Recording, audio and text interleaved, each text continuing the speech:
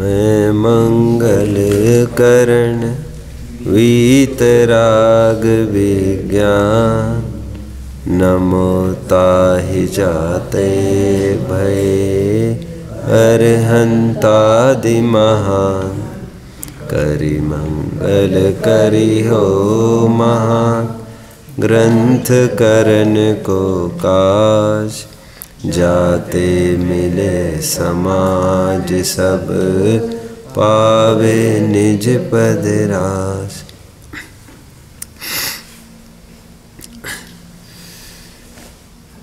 कभी कभी किसी भूल के चलते इतना समय व्यतीत हो जाता है कि जो जीव भूल में है वो इतना अभ्यस्त हो जाता है कि उसको यह विकृति है इसका भान ही नहीं होता। वो उसको एक स्वभावगत जीवन देखने लगता है। कर्ण के पास क्या कम था, लेकिन फिर भी उसकी गर्दन झुक गई। वो वैसा छाती तान कर खड़ा नहीं रह सका, यही मानकर कि मैं नाजायज हूँ, मैं लावारिस हूँ, मैं क्या मालूम मुझे किसने पैदा किया है, मेरा क्या कुल गोत्र है, जबकि इनके बराबरी का, इनके टक्कर का है। बहुत काल व्यतीत होता है ऐसा। देखिए, जाति है शेर की, वो मांसाहारी है, लेकिन यदि जन्म से ही कब्ज को अपने पास रख रखे कोई, शायद मैंने कभी आपको बताया था, सोनागिर में जब पंचकल्याणक हुआ था, आज से तकरीबन 30-40 साल पहले की मैं बात कर रहा हूँ। तब एक पंचकल्याणक हुआ, उसमें रथ हाँकने के लिए वो शेरों को तैयार किया गया था, और शेर रथ हाँक रहे थे उसको, कोई घोड़े वगैरह नहीं। और उन विशिष्ट शेरों को बचपन से क्या, जन्म से ही अलग करके उनको एक पालतू की तरह पाला गया था। उन्होंने कभी मांस चखा ही नहीं, वे शाकाहारी के रूप में ही उनको लाया गया था। लेकिन जिस समय उसने मांस को सूंघा, चखा, खाया, and you all know an object tends towards the nature, physics का रूल है, आप जानते होंगे ना। और उसी न्याय से तो हम कहते हैं, खौलता पानी जब अग्नि से अलग किया जाए वो स्वभाव की तरफ दौड़ता है। पराधीनता हटने पर वो वहीं पर जाता है जहां पर उसका स्वभाव बैठा रहता है। फिर गर्मी का हो, फिर ठंडक का हो, कुछ भी हो, an object tends towards the nature. उसको कितना ही प्रेशर करके पानी का बहाव प्रेशर करके नीचे से ऊपर किया जाए, लेकिन प्रेशर हटने के बाद तो नीचे ही बहेगा। अपना स्वभाव कैसे छोड़ेगा वो? विचारना, खूब विचारना। अमृतचंद्र स्वामी जी ने भी एक उदाहरण दिया, जो जन्म से ही ब्राह्मणी के यहाँ पला, वो चांडाल का रुतबा देखते बनता है, ब्राह्मण को टक्कर करता है। दरअसल वो उसको अपना स्वभाव मानता है। अनादिकाल से भ्रमता हुआ ये जीव, स्वयं को पुरुष, स्वयं को स्त्री, अनादिकाल की छोड़ो, 20-30 साल भी बहुत काफी है इसके लिए।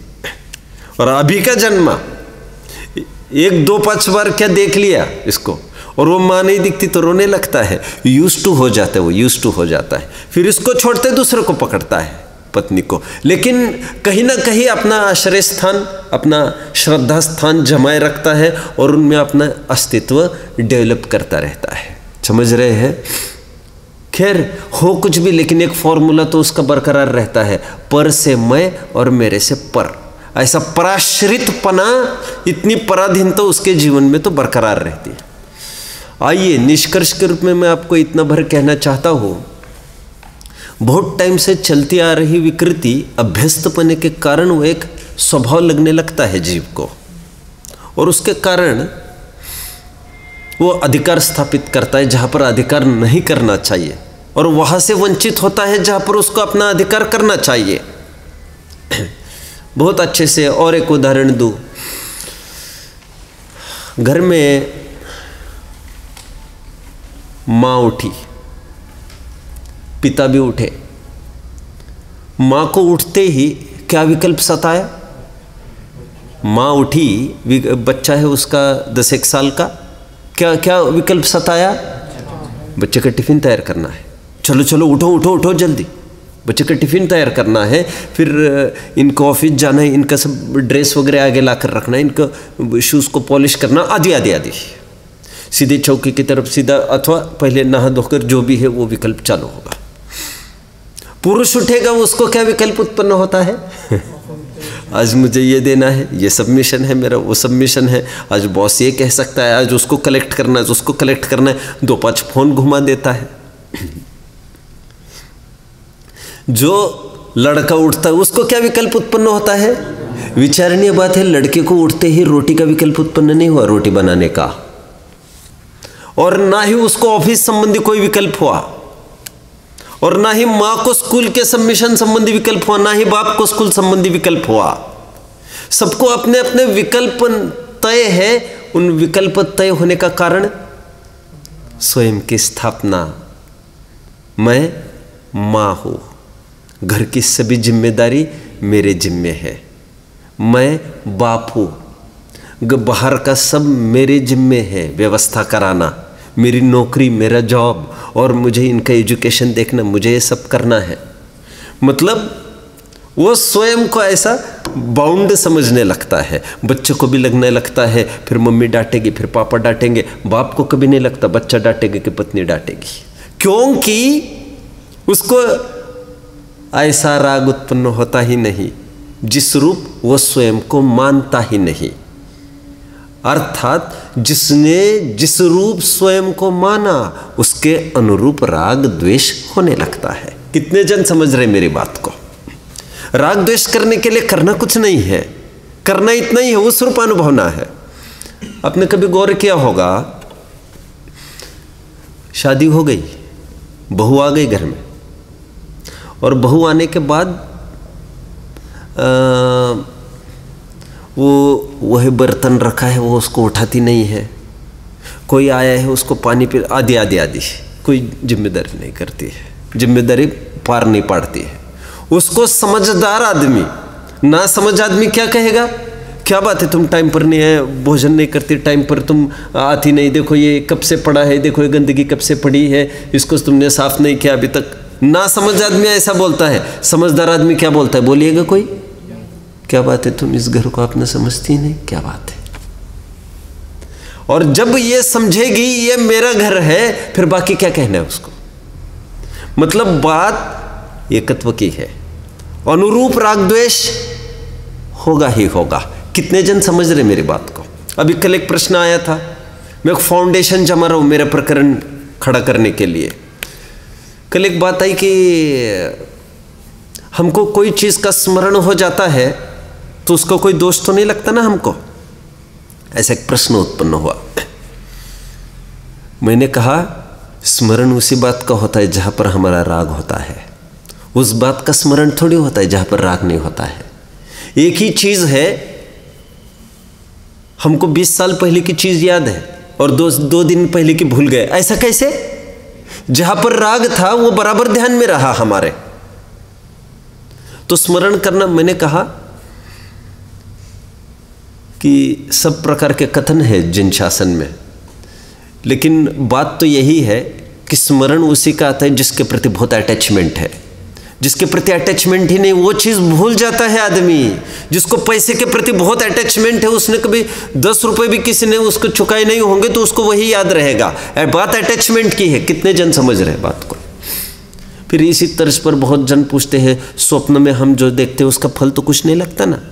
मैं कहता हूँ आदमी स्वप्न वही देखता है जैसा राग उसको पड़ा रहता है। आपको एक प्रश्न सामान्य, आपने कभी स्वप्न तो सबने देखे होंगे स्वप्न में तो वैसे ही सब खड़े ही है।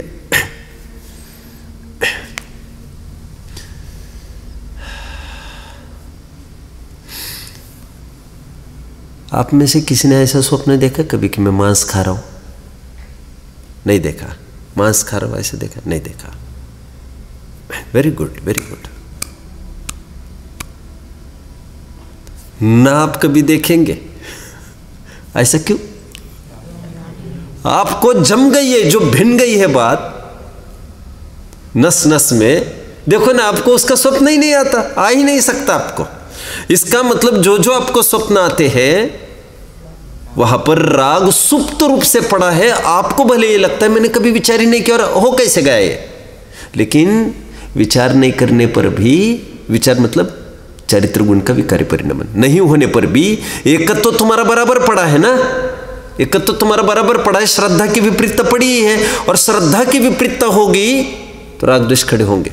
मुझे कभी भी इसका खून करने का भाव नहीं आया ना, वो मुझे ये भाव आया वो मेरा खून कर सकते हैं, ऐसा कैसे स्वप्न है, ऐसे कैसे स्वप्न है? वो इसीलिए आया क्योंकि तू शरीर को अपना मानता है। और इसलिए अष्टपौड़ में बहुत सुंदर गाथा आई जिसमें ये कहा सोवण्यम ते धन्ना सुकयथा ते सूरा ते पंडिया मणुया सम्मत्तम सिज्झियरम शिविणे मैलिये तेसिम। कुन स्वामी के गाथा, ते धन्ना सुकयथा ते सूरा ते पंडिया मनुया। कितनी उपाधियां दे रहे हैं, उसी के तर्ज पर 6 ढाल में वो छंद लिखा गया है। वे सूर है, वे पंडित है, वे धन्य है। कौन? जिन्होंने स्वप्न में भी शरीर को अपना नहीं माना। सम्यक दृष्टि को स्वप्न में भी जिस प्रकार एक जन्मजात जातिवंत नस्ल और असल के जैन को जिस प्रकार मांस खाने का स्वप्न में भी नहीं आता, उसी प्रकार नस्ल और असल के सम्यक्त्व के स्वप्न में भी शरीर के प्रति, परद्रव्य के प्रति एकत्व नहीं बनता। चर्चा करनी है मिथ्या चारित्र का स्वरूप संबंधी, लेकिन मैं चर्चा किस रूप से कर रहा हूं, कोई मुझे बताए जरा। श्रद्धा की तरफ से फिर श्रद्धा खड़ी है आज, क्योंकि नाजायज राग द्वेष होता ही नहीं। एकत्व हुए बिना राग द्वेष होता नहीं। इसलिए मिथ्या ज्ञान का निरूपण करना, मिथ्या चारित्र का निरूपण करना हो, सबसे अहम रोल मिथ्या दर्शन का है। जब तक देह जीव को एक गिने बहिरात्म तत्व मुदा है, ये जब तक प्रक्रिया चलती रहेगी, न चाहते हुए भी राग कर बैठोगे, न चाहते हुए भी द्वेष कर बैठोगे। फिर आप ये नहीं कहना मैंने तो कभी नहीं सोचा था मैं ऐसा द्वेष कर जाऊंगा। और कितनी भी प्रतिज्ञा खा लेना, मैं द्वेष नहीं करूंगा, द्वेष नहीं करूंगा, राग नहीं करूंगा, राग नहीं करूंगा, कितनी ही प्रतिज्ञा खा बैठना, आपकी सफल नहीं होगी प्रतिज्ञाएं, क्योंकि वज्र मिथ्या तो अंदर में बैठा है आपका। वो थोड़ा सा लोक लाजवश बचे तो भले ही बचे। अब पकड़ रहे मेरी बात को। आपने किसी से प्रतिज्ञा ले ली, जैसे गांधी जी ने 3 प्रतिज्ञा ली थी विदेश जाते समय। कौन सी? मांस सेवन नहीं करूंगा, ब्रह्मचर्य से रहूंगा, शराब नहीं पीऊंगा। 3 प्रतिज्ञा ली थी उन्होंने। अब बेस समझे ही नहीं, तो लिखा है गांधी जी ने। उन्हीं की महफिल में कितनी क्या क्या लड़कियां बैठती थी, कौन पीते थे कौन कहीं, उनको भाव भी उत्पन्न नहीं हुआ, क्योंकि उन्होंने कहा इसीलिए ऐसा नहीं। उन्होंने कहा, फिर हमने बेस समझा उसका आधार, और फिर स्वप्न में भी वैसा विकल्प उत्पन्न होता नहीं। मिथ्या चारित्र का स्वरूप करना है, समझना चाहिए। वस्तु स्वरूप का बराबर समझ होना जरूरी है। नहीं समझ होगी तो राग द्वेष रुक ही नहीं पाएगा। जड़ जब तक विद्यमान है अंदर, कोई दुनिया की ताकत उसको उगने में रोक ही नहीं सकती। ऊपर से काटने पर, हटाने पर तुमको दिखाई नहीं देगा, लेकिन ग्रोथ उसकी चलती रहेगी अंदर। समझ में आया? देखिए, थोड़ा और विचार करना। चारित्र गुण का विकारी परिणमन कषाय है। क्या कहा? यह पूरा प्रकरण चलेगा। यहाँ पर कषाय कहेंगे, राग द्वेष कहेंगे। आपको मिथ्या चारित्र समझना है। नियम कायदे से कषाय भाव मिथ्या चारित्र नहीं हुआ करता, अर्थात सभी कषाय भाव मिथ्या चारित्र नहीं हुआ करते, सभी राग द्वेष मिथ्या चारित्र नहीं हुआ करते। वो राग द्वेष को यदि मिथ्या दर्शन की संगत है, उस कषाय को मिथ्या दर्शन की संगत है, तो उस राग द्वेष को मिथ्या चारित्र संज्ञा मिलती है। लेकिन आपको क्षण भर के लिए पूरा प्रकरण पढ़ते समय यह लगेगा यहां पर राग द्वेष को ही मिथ्या चारित्र कहा जा रहा है। इसलिए जल्दबाजी में साधारण आदमी ये कह बैठता है, बोलिए उसके दिमाग में कौन से गुण स्थान तक मिथ्या चारित्र बनेगा? फिर 10वें गुण स्थान तक मिथ्या चारित्र है, ऐसा उसको लगेगा। समझने की बात है। और देखिए अभी वहां पर कारण क्या बताया था वैसे हमने? मिथ्या ज्ञान के लिए कारण कर्म, कर्म का उदय, दर्शन मोह। अभी थोड़ा और तरकीब से मैं बात कर रहा हूं, थोड़ा समझे। वैसे टेबल में हमने मिथ्या चारित्र के लिए क्या लिया है? कारण, कर्म, बोलिए, चारित्र मोह लिया है टेबल में, राइट? बट मुझे क्या कहना है, थोड़ा सा गौर करिए। यहां पर खरेखर अनंतानुबंधी की साठगांठ दर्शन मोह के साथ बंदी है। इसलिए मिथ्या चारित्र के लिए भी कारणभूत खरेखर दर्शन मोही है। कितने जन फॉलो कर रहे हैं? और वही राग द्वेष मिथ्या दर्शन के साथ हो तो मिथ्या चारित्र। मान के चलिए 28 मूल गुण पालने का भाव भी मिथ्या चारित्र, और विषय कषाय में प्रवृत्ति वह सम्यक चारित्र हो सकता है। विषय कषाय में प्रवृत्ति हालांकि सम्यक चारित्र संज्ञा नहीं पाती। आप थोड़ा समझ लीजिए मेरी बात को। विषय कषाय नहीं कहना हो तो आप ऐसा कहिए, थोड़ी देर के लिए पूजा पाठ आदि ऐसा करिए, प्रशम संवेग अस्तिक्य अनुकंपा आदि ऐसा कहिए, अभी तो जचेगी, अभी तो जचेगी। विषय कषाय शब्द को हटा सकते आप वहां से। प्रशम संवेग अस्तिक्य अनुकंपा को कुन स्वामी ने सम्यक्त्वाचरण चारित्र बोला। समझ में आता है? इन जुत विषयनी में जो प्रवृत्तता को जानो मिथ्या चारित्र। मैं ये कह रहा हूं, इन जुत विषयनी छोड़िए, इन जुत 28 मूल गुण में भी प्रवृत्त है तो परमार्थ से वो मिथ्या चारित्र संज्ञा पाता है। लेकिन चरणानुयोग ने थोड़ा सा केस हैंडल कर लिया है, इसलिए थोड़ा सा मामला पेंडिंग में पड़ गया है। कितने जन फॉलो कर रहे हैं? नहीं समझे अभी क्या बोला? आश्चर्य समझ गए?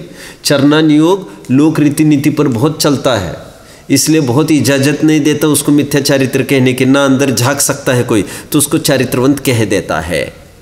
द्रव्यलिंगी के भी 28 मूल गुण को भी चारित्रवंत कह देता है। यह चरणानुयोग ने गनीमत है, चरणानुयोग है बीच में। अब समझिए बात को। 3 लाइन केवल पढ़ूंगा, फिर नया एक्सप्लेनेशन अपन विचार करेंगे और थोड़ा सा समझे।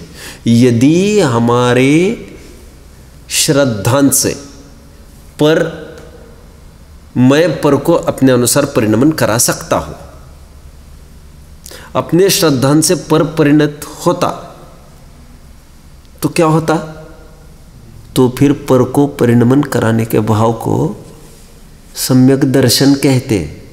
ऐसी पहले बात निकल चुकी है। आज उसी तर्ज पर एक बात और करते हैं।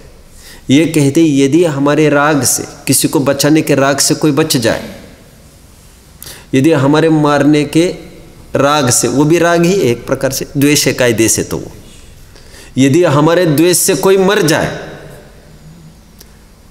यदि ऐसा हो तब तो फिर वो राग और द्वेष सम्यक चारित्र नाम पाए।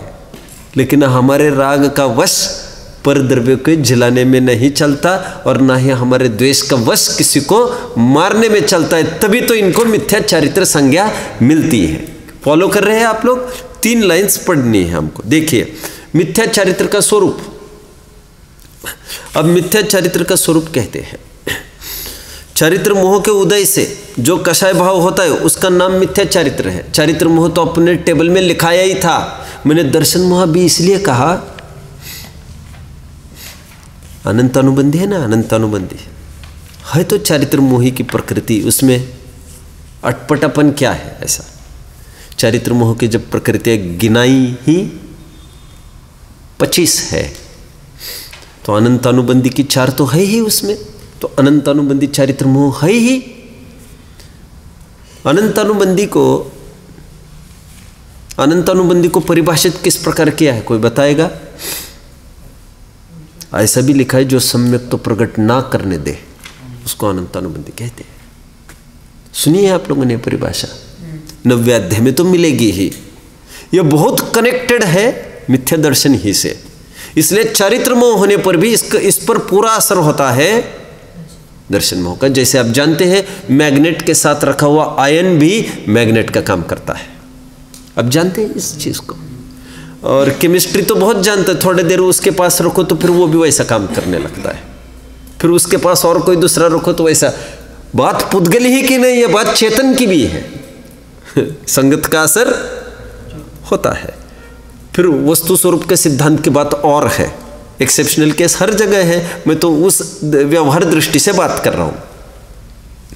जो नर उत्तम प्रकृति, जो नर उत्तम प्रकृति का करि सकत कुसंग, क्या कहा? जो नर उत्तम प्रकृति का करि सकत कुसंग, क्या है?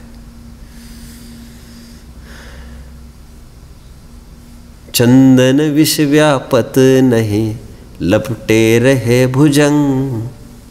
एक नीति की बात कही मैंने, तो जरूरी भी नहीं है ऐसा। कितने ज्ञानियों की भीड़ में एखादा अज्ञानी की उपादान गति योग्यता अज्ञानी होने की, तो वो ज्ञानी बन सकता है, ऐसा नहीं हो सकता, ऐसा नहीं होगा। और ऐसा होने में सबसे पहले माइक ज्ञानी होता। जितना उपदेश माइक ने सुना है भाई साहब, उतना उपदेश तो शायद ही आज तक किसी ने सुना है, क्योंकि आप लोगों की तो शिफ्ट में काम होता है। अब ये बैच चली जाएगी, दूसरी बैच आएगी, विद्वान भी थक जाता है, श्रोता भी थक जाता है, लेकिन इसके अंदर सब है, सबको सुनता है, सबको सुनता है, नजदीक से सुनता है। तो क्या इसकी योग्यता हो जाएगी क्या? मैं क्यों कह रहा हूं इतना सारा?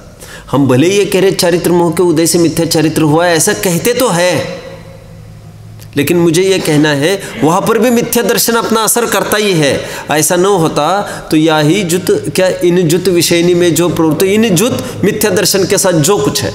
मिथ्या ज्ञान की परिभाषा क्या की? मिथ्या दर्शन के साथ जो भी कुछ ज्ञान है, जो भी कुछ ज्ञान है, और मिथ्या दर्शन के साथ जो भी कुछ बाह्य क्रियाकलाप है, जो भी कुछ, मतलब मिथ्या दर्शन के साथ जो कुछ हो, मतलब मिथ्या दर्शन की इतनी वैल्यू है। अनंतानुबंधी का शाब्दिक अर्थ भी, अनंत का अर्थ आचार्यों ने मिथ्यात्व ऐसा किया है। मिथ्यात्व का अनुसरण करके होने वाली कषाय। आइए अब मिथ्या चारित्र का स्वरूप कहते हैं। चारित्र मोह के उदय से जो कषाय भाव होता है उसका नाम मिथ्या चारित्र है। ओके, चारित्र मोह मतलब आपको क्या समझना है?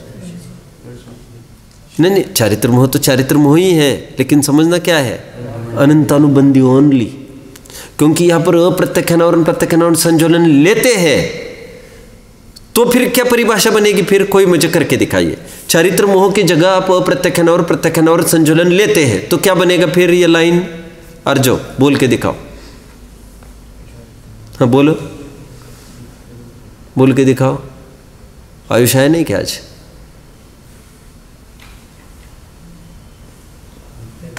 हाँ, उसको बोलना, बुलाए, बोलो क्या आएगा? चारित्र मोह के उदय से जो कषाय भाव होता है उसका नाम अचारित्र है, ऐसा कहेंगे फिर। इसलिए मैं जगह जगह पढ़ाता हूँ इस चीज को, अभी भी गुणस्थान में पढ़ाया। श्रद्धा गुण की विकृति क्या है? श्रद्धा गुण का विकारी परिणमन क्या है? मिथ्या दर्शन। वेरी गुड, शाबाश। चारित्र मोह का विकारी परिणमन क्या है? आपको कहना चाहिए या तो कषाय या तो अचारित्र। मिथ्या चारित्र ऐसा नहीं, अचारित्र प्लस मिथ्या दर्शन इज इक्वल टू मिथ्या चारित्र। तो अचारित्र तो 10वें गुण स्थान तक बना रहता है।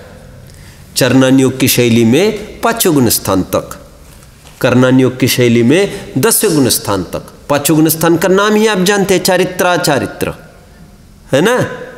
अरे संयमा संयम है कि नहीं? हाँ बोलिए फटाफट। चलिए देखिए, चारित्र मोह के उदय से जो कषाय भाव होता है उसका नाम मिथ्या चारित्र है। यह अपने स्वभाव रूप प्रवृत्ति नहीं है। प्रवृत्ति शब्द का लिया मतलब लीनता अपने स्वभाव में नहीं है। लीनता प्रवृत्ति है, चारित्र के अर्थ में बात कर रहे हैं। वृत्ति ऐसा शब्द दौलत राम जी ने लिया ना, अथवा संस्कृत में भी आता है। अपना समनभद्र स्वामी ने प्रयोग किया, अपने अमृतचंद्र स्वामी ने प्रयोग किया। एवं सम्यक दर्शन ज्ञान चरित्र है वो तो, है ना। और तत्रादौ सम्यक त्वं समुपाश्रणीयम अखिल यत्नेन, आगे बोलो। तस्मीन सत्येव यतो। एनीवे चलो, वृत्ति वर्ड आता है। विद्या वृत्ति से संभूति स्थिति वृद्धि फलोदया। वृत्ति मतलब चरित्र, ऐसा भी बोला जाता है। आगे, झूठी पर स्वभाव रूप प्रवृत्ति करना चाहता है सो बनती नहीं है, इसलिए इसका नाम मिथ्या चारित्र। और यदि बनती होती तो तब तो सम्यक चारित्र होता ना। समझ रहे बात? अभी 2-3 पैराग्राफ से वे बहुत ही सरल है, वो थोड़ा बहुत तो समझाऊंगा ही मैं, लेकिन मैं बराबर समझाता आ रहा हूँ अभी भी इंट्रोडक्शन से आपको। सेम बात यहाँ पर दोहराई जा रही है। यहाँ पर यह कहा जा रहा है जीव का स्वभाव ज्ञान दर्शनमय था, जानना उसका काम था। उसके आगे बढ़कर उसको भ्रम हो, और भ्रम के कारण, भ्रम मिथ्या दर्शन के कारण उसको किसी का अच्छा करने का भाव आता है, किसी का बुरा करने का भाव आता है। लेकिन ऐसा तो होता नहीं, उसके अनुसार कुछ भी काम नहीं होता बाहर का। एक पैराग्राफ इसमें लगाया जाएगा। वो चाहता कुछ है, होता कुछ है।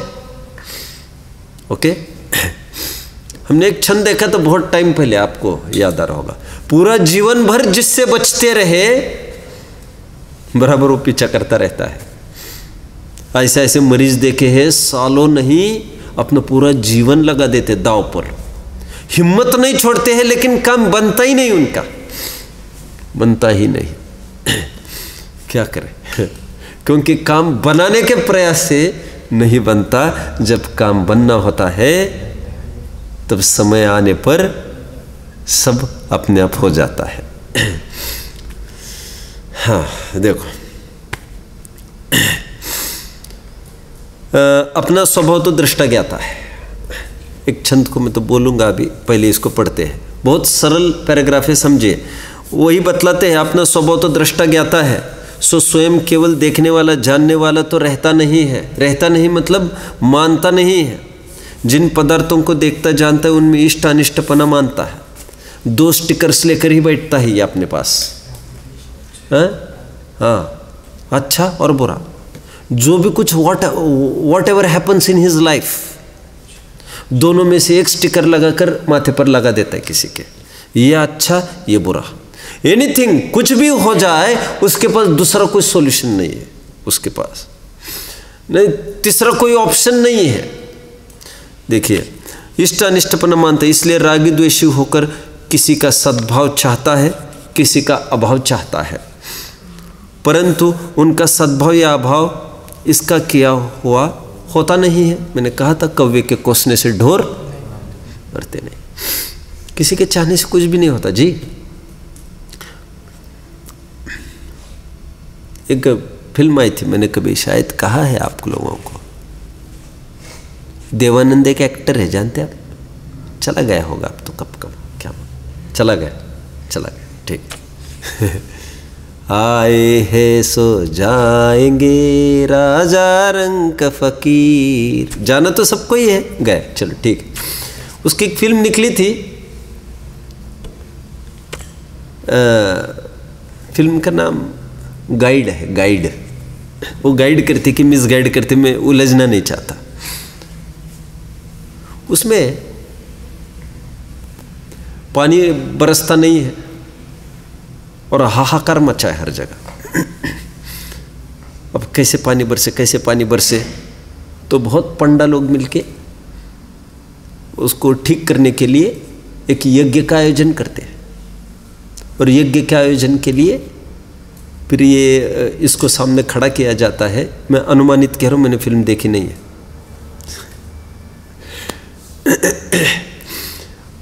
फिर उसको कहा जाता है कि तुम एक काम करो, तुम इसको अर्घ्य चढ़ाओ यज्ञ में, on behalf of all the people, कि तुम एक रिप्रेजेंटेटिव के रूप में तुम ये काम करो।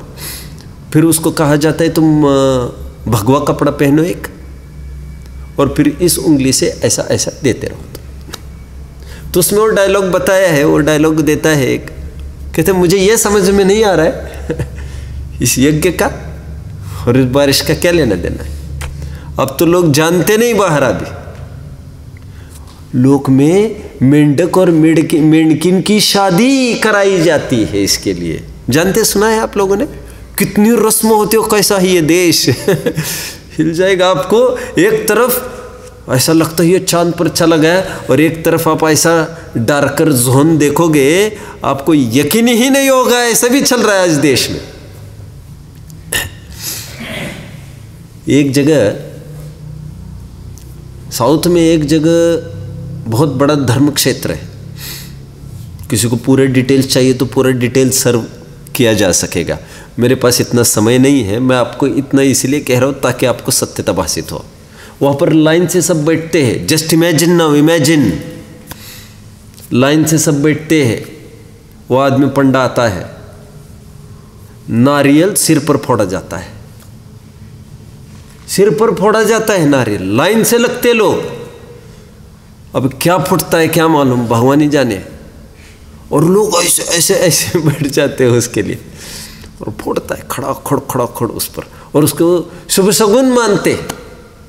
कहीं कहीं ऐसी प्रथाएं हैं कि सब जन ने भोजन कर लिया, जो पत्तल पड़े हैं, झूठे पत्तल, उस पर लौटते हैं उसको देखो आप तो ऐसे दिखेगा आपको सैकड़ों जन लौट रहे हैं सब उस पर, और उसके बाद निहाल हो जाएगा, निहाल होगा इनका झूठा भोजन को, उसी में लौटते रहते हैं। कहाँ क्या क्या हो रहा है। और इसके दरमियान में कह रहा हूँ, एक मेंढक और एक मेंढकिन की शादी की जाती है, और बाकायदा जुलूस होता है। क्या क्या होता है इस दुनिया में, बहुत दलदल है। अभी मांत्रिक तांत्रिक तो हद कर देते हैं। अभी तो बहुत सारा उखड़ भी रहा है। डेड बॉडी को 5-5 दिन 10-10 दिन उसको मंत्र मांत्रिक तांत्रिक करते रहते, कुछ ना कुछ ऐंठते रहते, पैसे जो भी कुछ करते रहते। लेकिन समझने की ये बात है, विज्ञान ये कहता है कि आज यज्ञ हो और कल पानी बरसा, ऐसा तो होता ही नहीं है। मानसून तुम जानते हैं 1 महीने पहले से निकला है, और वहाँ से तय हुआ है कि यहाँ पर कब पानी बरसना है। वेदर फोरकास्ट यहाँ तक बात करता है, और तू क्या कहता है आज यज्ञ होगा, आज काम हो जाएगा। हमारा कर्म पिछले भाव से पीछा कर रहा है, उसकी स्थिति खत्म होने को है। और तुम कह रहे कल हमने 1 महीना काम करके 1 तारीख को पगार लेने वाला, इसके खोपड़ी में ये कैसे घुसे। ये पगार 1 महीने की नहीं मिली है, ये पगार उस पूर्व भाव के उसकी मिली है। अभी कैसे घुसे, तो कैसे घुसे और कैसी बात करते। 3 दिन मिस करते हैं हम, 3 दिन नहीं जाते हैं तो सब हमारा 3000 रुपये कट जाता है। अब कैसी बात करते हो। अब कैसे कहे तुमको इसका पैसा मिला ही नहीं है। ये बहुत बातें हैं। तो उसमें वो डायलॉग क्या कहता है, मुझे ये समझ में नहीं आता, इस पीले वस्त्र का, इस यज्ञ का और बरसात का क्या लेना देना है। वैसे ही खड़ा रहता है वो। तो उसको कहते डालो डालो, नहीं कहते मुझे मेरे खोपड़ी में नहीं घुस रहे। बोले मैं तो फिल्म की बात, कोई राग द्वेष की बात कहने के लिए नहीं कह रहा हूँ। एक प्रश्न वहाँ पर क्रिएट कराया उन्होंने, ऐसे कैसे हो सकता है। यच्चिंतितं तदपि दूरतरं प्रयाति। सुना है कभी छंद? आप लोगों ने सुना तो है। यच्चिंतितं तदपि दूरतरं प्रयाति। रात दिन जिसका चिंतन करते हैं हम, जिसकी माला फेर रहे हैं, और वो प्रसंग पास आने के बदले देखो कितना दूर चला गया। यच्चेतसोऽपि न कृतं तदिहाभ्युपेति। और जो कभी भी नहीं चाहते थे, बचना चाहते थे, देखो वो प्रसंग सामने आकर खड़ा हुआ है। रामचंद्र जी बोल रहे हैं, समझ में आया? जिसको कभी चाहते नहीं थे वो आकर सामने खड़ा हुआ है, और जिसको रात दिन चाहते थे वो दूर दूर दूर भाग रहा है। प्रातर्भवामि वसुधाधिप चक्रवर्ती, क्या कहा? प्रातर्भवामि वसुधाधिप चक्रवर्ती। सुबह सुबह सुबह हुई और इन चक्रवर्तियों को सुनाया गया क्या? सोहम तथापि, क्या है? सोहम ब्रजामि विपिने जटिलस्तपस्वी, क्या कहा? सोहम ब्रजामि विपिने जटिलस्तपस्वी। और मुझे आज क्या मिलने वाला था और मुझे क्या सुनाया जा रहा है फरमान? अब मुझे एक तपस्वी की भांति, तपस्वी होते ना, भस्म रमाते हैं हर जगह, ऐसी मेरी हालत होने वाली है। और मेरे ऊपर क्या नौबत आ पड़ी है, मैं तो खाक छानने लग गया हूँ यहाँ पर तो जंगल की। मुझे क्या मिलने वाला था? ताज पहनाया जाने वाला था और ये क्या आ गया हाथ में मेरे? ऐसा चाहने से कुछ नहीं होता। इसके लिए इतना समझाया जा रहा है। न्याय के ग्रंथों में एक न्याय बताया जाता है, लौकिक न्याय की बात कर रहा हूं। क्या है वो? कुट्टी प्रभात न्याय। क्या है वो? क्या है? कुट्टी, कौन सी कुट्टी? ये संस्कृत में क्या कहते हैं? एक जकात को क्या कहते हैं? ऑक्ट्राय को। ऑक्ट्राय जानते हैं आप लोग? ऑक्ट्राय पहले चलता था। मैं एक शब्द ही भूल रहा हूँ, उसका अर्थ तो मैं बता रहा हूँ। न्याय के ग्रंथों में एक कुट्टी प्रभात न्याय, कुछ क्या एक शब्द भूल रहा हूँ। उसका अर्थ ये है, पहले ज़माने की बात है जब जकात लिया करती थी, जकात चलती थी। आपने वर्ड सुना होगा चुंगी, वर्ड चुंगी, फनल, हाँ फनल कहते हैं आप लोग। ऐसा होता था पहले कि गांव में कोई भी ट्रक आता था तो गांव के प्रवेश द्वार पर ही एक जकात नाका हुआ करता था, नाका। तो वहाँ पर आज के तारीख में टोल सेंटर्स, तो वहाँ से कोई भी गुजरता था तो उनको टैक्स देना पड़ता था। तो गाड़ी में जितना लोड है अकॉर्डिंग टू दैट उसका, ये तो एक पर्टिकुलर वैल्यू लेते हैं ये। लेकिन जकात में ये होता था जितना माल है उसके अकॉर्डिंग उसको पैसा देना पड़ता था, उसका कमीशन गवर्नमेंट को ही जाता था, वो जकात होता था पहले। तो कुछ लोग पुराने ज़माने के क्या करते थे, जकात नाके से बचने के लिए, आज भी जैसे टोल से बचना है तो क्या करना है, क्या करता है आदमी? हाँ, वो तो फिर सोचता है अंदर गांव में घुस जाए और वहाँ से फिर और आगे निकल जाए, 100 रुपये बच जाएगा, ऐसा सोचता है वो। तो ऐसा किसी ने विकल्प किया कि हम जकात बचाना है हमको, तो फिर एक काम करे, तो फिर वो निकला, डायरेक्ट गांव में एंटर ही नहीं करना, जंगल से निकलेंगे और गांव के बीच में से एंटर करेंगे, ऐसा किसी ने सोचा। तो वो निकला और घुसा जंगल में।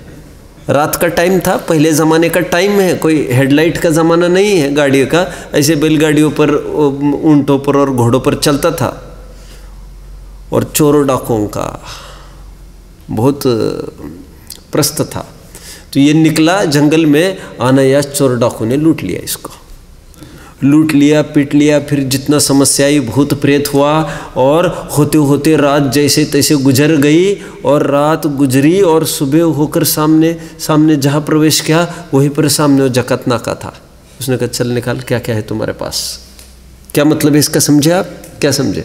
जिसको बचने के लिए इतनी सब पापड़ बेले हमने, ये तो सामने खड़ा है हमारे मतलब ऐसा कोई फॉर्मूला नहीं है जीवन में।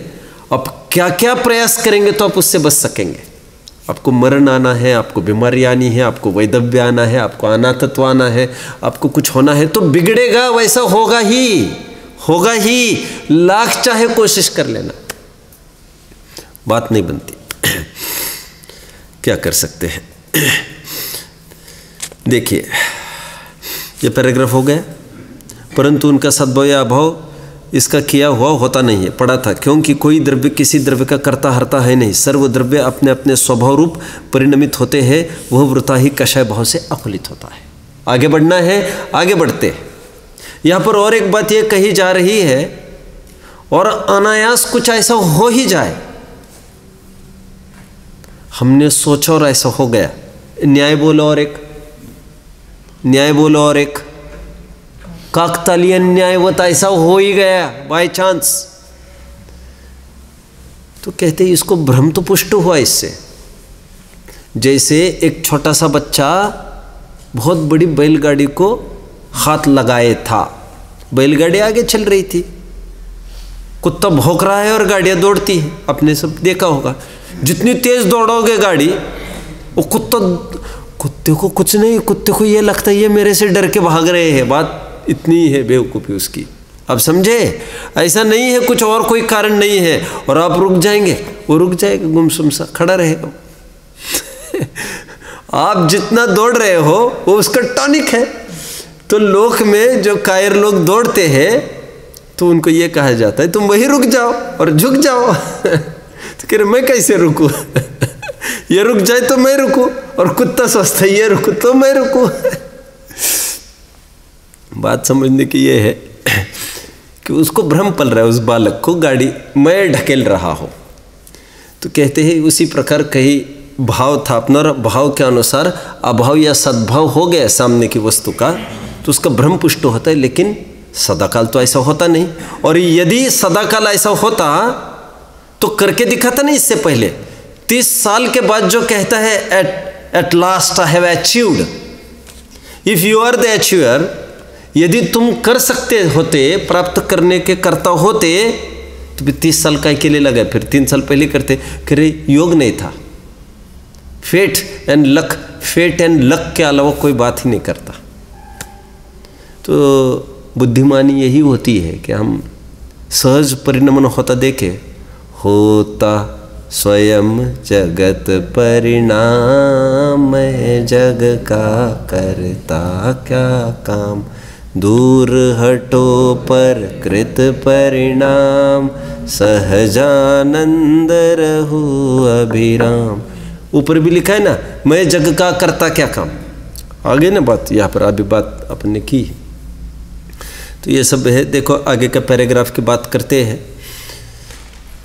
ऐसे प्रसिद्ध हेतु दिया जाता था, यदि ऐसे मोड़ने की तुम करता हो तो उल्टा भी मोड़ के दिखाओ। फिर यहाँ पर वेद तर्क दिए जा रहे हैं जो कर्ता कर्माधिकार के 116 से लेकर 125 तक की गाथाओं की टीकाओं में है। पंडित जी साहब कहते हैं तू ये बता उस वस्तु का परिणमन था कि नहीं था, यदि था तो तुमने क्या किया, नहीं था तो तुम कर्ता किसके बनते हो, सहज होने वाले के कर्ता बनते हो तुम, अच्छा कर्तापना है तुम्हारा। कहते कर्ता होना था तो सबका कर्ता होना था। फिर ऐसा देखिए, तथा कदाचित जैसा यह चाहे वैसा ही पदार्थ परिणमित हो, तो वह अपने परिणमाने से तो परिणमित हुआ नहीं है। जैसे गाड़ी चलती है और बालक उसे धक्का देकर ऐसा माने कि मैं इसे चला रहा हूँ, तो वह असत्य मानता है। यदि उसके चलाने से चलती हो तब वह, तो जब वह नहीं चलती तब क्यों नहीं चला था। उसी प्रकार पदार्थ परिणमित होते हैं और यह जीव उनका अनुसरण करके ऐसा मानता है कि इनको मैं ऐसा परिणमित कर रहा हो, परंतु वह असत्य मानता है। यदि उसके परिणमाने से परिणमित होते हैं तो वे वैसे परिणमित नहीं होते, तब क्यों नहीं परिणमाता। सो जैसा स्वयं चाहता है वैसा तो पदार्थ का परिणमन कदाचित ऐसे ही बन जाए तब होता है। बहुत परिणमन तो जिन्हें स्वयं नहीं चाहता वैसे ही होते देखे जाते हैं। इसलिए यह निश्चय है कि अपने करने से किसी का सद्भाव या अभाव होता नहीं। समझ रहे ना, एकदम स्पष्ट साफ प्रकरण है। यही प्रकरण चलना है वैसे 4-5 दिन और, तो मैं सोच रहा हूँ इसमें कोई ऐसी बात नहीं तो इतना से कंप्लीट कर देते। तथा यदि अपने करने से सद्भाव अभाव होते ही नहीं तो कषाय भाव करने से क्या हो, केवल स्वयं ही दुखी होता है। ये प्रकरण पीछे चल चुका। कहाँ पर? बार बार क्रोध मान माया लोभ के जगह कह रहे थे, चारित्र मोह के निमित्त से होने वाला दुख और उससे निवृत्ति की जब बात कर रहे थे, आप स्वयं क्रोध करके क्यों दुखी होता है जब वो होना अपने अधीनता में है। गजब की बात है। जैन शासन को समझना है तो ईश्वर के स्वरूप को समझना पर्याप्त है। ईश्वर के स्वरूप को समझने के लिए ईश्वर की मुद्रा देखना पर्याप्त है। और यहाँ पर तो ईश्वर ही कुछ करता नहीं है, हमारे टीचर गुरुजी ही कुछ कर सकते नहीं, करने की आवश्यकता समझते नहीं, और हम उनके फॉलोअर्स हैं जिनके अनुयायियों को जैन कहते हैं। तो जैसे वितरागी कृतकृत्य एक गुण कहा है अपने में।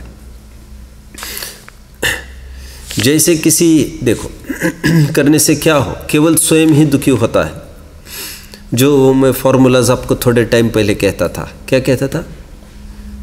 विकल्प पर के लिए अकिंचित कर है और स्वयं के लिए अथवा हाँ पर के लिए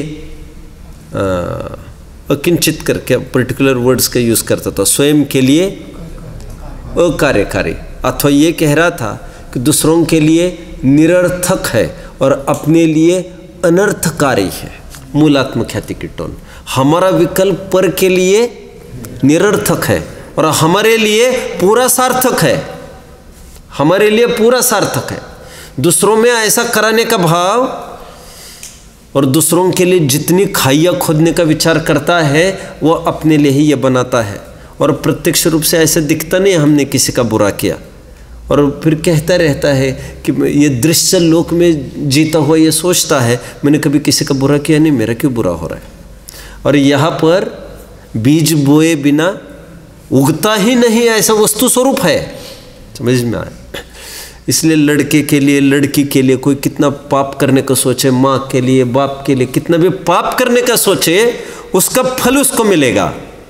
पाप से सामने वाले में कुछ हो सकेगा? ऐसा बिल्कुल नहीं होगा, बिल्कुल नहीं होगा। जैसे किसी विवाह आदि कार्य में जिसका कुछ भी कहा नहीं होता, वही यदि स्वयं करता होकर कषाय करे तो स्वयं ही दुखी होता है। उसी प्रकार जानना। समझ में आया क्या कहा? विवाह आदि कार्य का उदाहरण दिया है क्योंकि मोर ओवर विवाह आदि बड़े बड़े आयोजनों में जैसा सोचा होता है वैसा होता ही नहीं। समझ में आया? अपने कितने जब एकदम बड़ा आयोजन है, मिनट पर ये चालू हो, मिनट पर वो चालू बंद हो, ये ऐसा हो वो वैसा हो, ऐसा होता ही नहीं, और फिर क्लेश कलुषता का कारण बनता रहता है, ऐसा होता रहता है। और विवाह में तो बहुत जनों के मन रखने पड़ते हैं। आपको तो ये मंच दिखता है यहाँ पर, इस मंच पर तो थोड़े समझदार लोग भी रहते हैं, इसलिए विवाह आदि कार्य का नाम लिया, इसका नाम लिया नहीं, उसका नाम, कहीं ना कहीं कुछ चूक करेगा और बुराई ही माथे पड़ेगी। आप लोग तो बहुत ही अभी उम्र में आप साधारण ही हो, थोड़ा बड़े हो जाएंगे तो आप देख पाएंगे इस चीज़ को। कुछ लोग आज 80s में चल रहे, 80s में, फिर भी उनका जीवन चला गया यही धंधा करते हैं। तुम्हारा लड़का और इसकी लड़की ये कर ले, ये कर ले, फिर उसके लिए अपना खर्चा कर करके फ़ोन करते आदि है, और उसके पीछे कितनी समस्या होती है उनको। बाकी वे तो अच्छे बन जाते, यही बुरे बन जाते हैं। मैं तो कई जनों को समझाता हूँ, आप क्यों उलझते हो, ये मरते दम तक ये करती, इतनी बुराई झेली आपने सबकी, और फिर आप उसी में टांग उलझ जाते हैं। लेकिन जिसका उसका अपना चस्का रहता है, क्या कर सकते हैं। गाली सुने बिना जिस प्रकार जमाई को चैन नहीं पड़ती, उसी प्रकार या कुछ ऐसे लोग हैं दुनिया की गालियाँ सुनने बिना इनको चैन नहीं पड़ती, और फिर तैयार हो जाते हैं नए स्पोर्ट के लिए। समझ में आ गए क्या कहा? नहीं समझ में आया? पति पत्नी का झगड़ा हो गया आज, एक लाइन बचे कल देखेंगे। पति पत्नी का झगड़ा हो गया, आज ये विचार करता है अब मैं मेरा काम करूँगा। ये विचार तभी तक जिंदा रहता है जब तक पत्नी फिर से सामने आकर हाथ जोड़कर खड़ी नहीं रहती, और जैसे सामने आकर हाथ जोड़कर खड़ी रहे और कहे चलो जी भोजन करने के लिए, वॉश आउट, सब खत्म हो जाता है। रोज का झगड़ता है, रोज का ऐसे ऐसे टंटा चलता रहता है। कोई वस्तु स्वरूप सिद्धांत शिक्षा लेना, ऐसा नया कार्य, कोई उपलब्धि उसके जीवन में नहीं होती। कहाँ से? ओम